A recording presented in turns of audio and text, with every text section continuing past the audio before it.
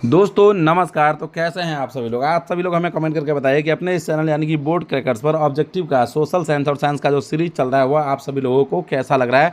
यदि आप अभी तक भी उस सीरीज से नहीं जुड़े हैं तो जाके जुड़िए फटाक से। आप लोग जो है उसके लिए पैसा एक भी रुपया आपको नहीं देना है, फ्री ऑफ कॉस्ट सीरीज चलता है, ठीक है ना।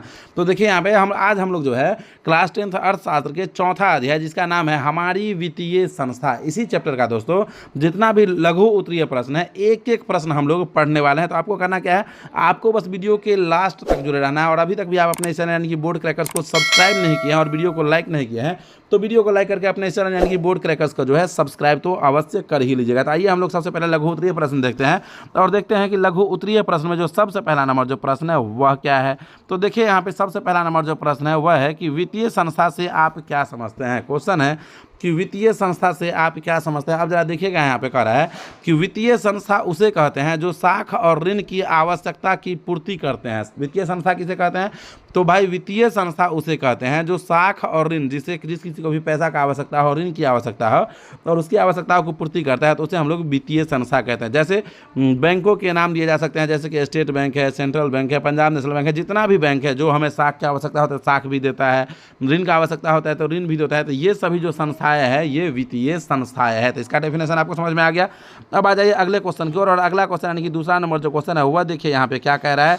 तो दूसरा नंबर जो क्वेश्चन है वह देखिए यहाँ पे कह रहा है कि राज्य की वित्तीय संस्था को कितने भागों में बांटा जा सकता है।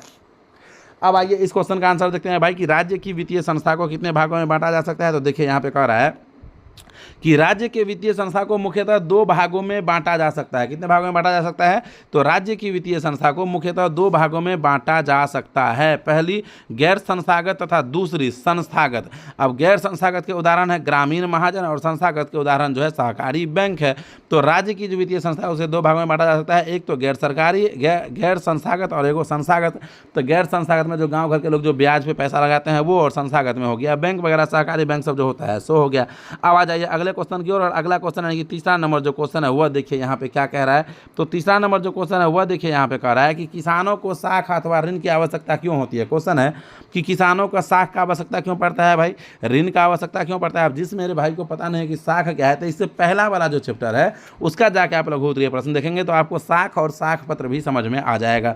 तो किसानों को साख की आवश्यकता क्यों होती है, ऋण की आवश्यकता क्यों होती है, तो समझिए इसको कह रहा है कि किसानों के पास आय की कमी होती है जिससे वे खास तौर पर गरीब होते हैं। कह रहा है किसानों के पास आय का कमी होता है जिससे होता क्या है कि वह खास तौर पर गरीब होते हैं, किंतु कृषि कार्य में उन्हें पूंजी की आवश्यकता होती है। लेकिन कृषि का जो कार्य होता है उसमें उसे पूंजी की आवश्यकता होती है, इसी कारण किसानों को साख अथवा ऋण की आवश्यकता होती है। समझ में आ गया आपको।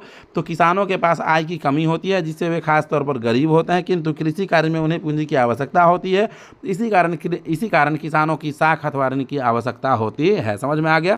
तो अब आ जाइए अगले क्वेश्चन की ओर। और अगला क्वेश्चन यानी कि चौथा नंबर जो क्वेश्चन है वह देखिए यहाँ पे क्या कह रहा है। तो चौथा नंबर जो क्वेश्चन है वह मेरे भाई कह रहा है कि व्यावसायिक बैंक कितने प्रकार की जमा राशि को स्वीकार करता है।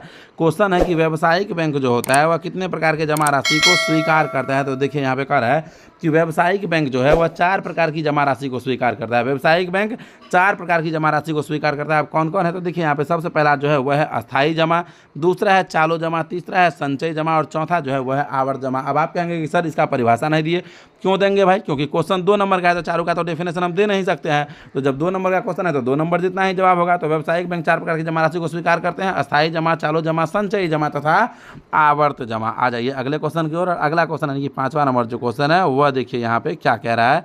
तो 5वां नंबर जो क्वेश्चन है वह देखिए मेरे भाई यहाँ पे कह रहा है कि सहकारिता से आप क्या समझते हैं। बताइए जल्दी से कि सहकारिता आप लोग पढ़े हैं कि सहकारिता से आप क्या समझते हैं, फटाक से बताइए कि सहकारिता है क्या। तो देखिए यहाँ पे क्या कह रहा है कि सहकारिता से तात्पर्य है मिलजुल कर काम करने से है। कह रहा है कि सहकारिता से तात्पर्य मिलजुल कर काम करने से है, लेकिन अर्थशास्त्र की दृष्टि से यह परिभाषा अपूर्ण है। कहता है कि सहकारिता का अर्थ मिलजुल कर काम करना तो होता है, लेकिन अर्थशास्त्र की दृष्टि से यह परिभाषा जो है यह अपूर्ण है, पूरा नहीं है। तो पूर्ण परिभाषा क्या है भाई, तो पूर्ण परिभाषा यह है कि सहकारिता वह संगठन है जिसके द्वारा 2 या 2 से अधिक व्यक्ति स्वेच्छापूर्वक मिलजुल कर समान स्तर पर आर्थिक हितों की पूर्ति करते हैं। यह इसका पूर्ण परिभाषा है। अब आ जाइए अगले क्वेश्चन की ओर, और अगला क्वेश्चन यानी कि छठा नंबर जो क्वेश्चन है वह देखिए यहाँ पे क्या कर रहा है।